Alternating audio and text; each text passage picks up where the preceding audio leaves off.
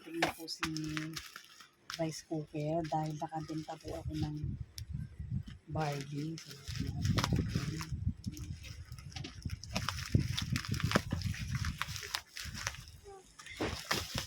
kasi nawalan po ako ng gato. Tapos kanina naubos na rin yung kahoy ko. Then kumita ako kahapon ng 500 pesos sa barley. So ibinili ko na po ng rice cooker para po hindi na po ako magluluto sa kahoy ng kanin. Tingnan po natin. What is inside, Mommy? Yeah. It's a rice cooker. What does no it is? What is that? Yeah, maliit lang po talaga yung pinili ko kasi para mainit po naman ang panahon ngayon. Ayan yung takip niya. So, binaliktad lang. Ayusin ko pa yan. At meron siyang steamer. So, ang cute na. Tamang-tama lang sa aming tatlo. Pagka. Yan, may pakalan. Okay. Then,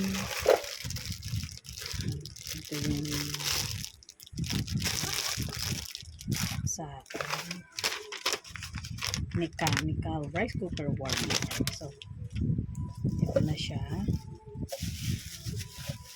So, super good naman. Ayan. Non-stick siya. Non-stick. Kapagsaing na sa Exotica. Ayan, ito yung katawan niya. So, ayan.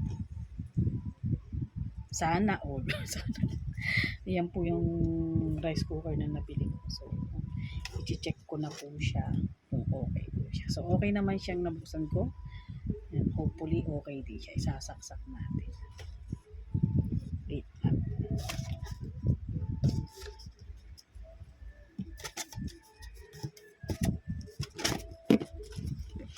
So, titingnan lang natin kung iilaw siya.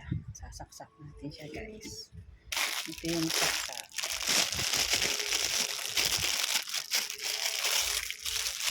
So, tanggalin natin kung ano yung saksakan. Sasaksak ko siya dito.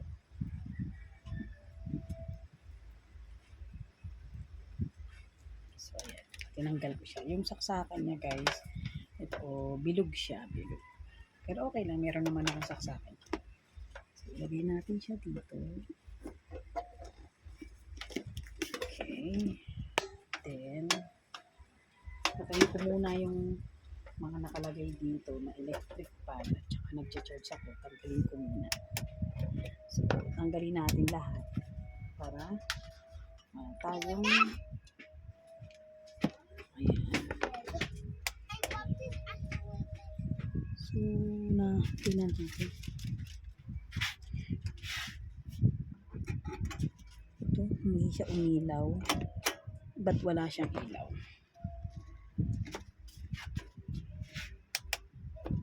Hindi siya umilaw. Mama, mama, mama, mama, mama, mama, mama, mama, mama, mama.